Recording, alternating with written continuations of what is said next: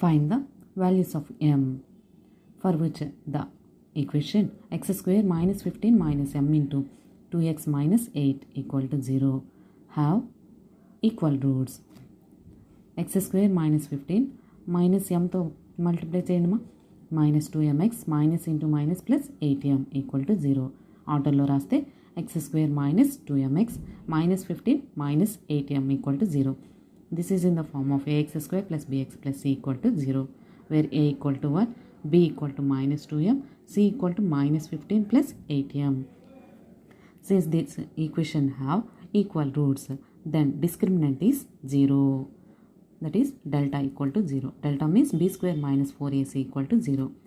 ABC values ni ikkada substitution cheskunte then we get m equal to 3 and m equal to 5.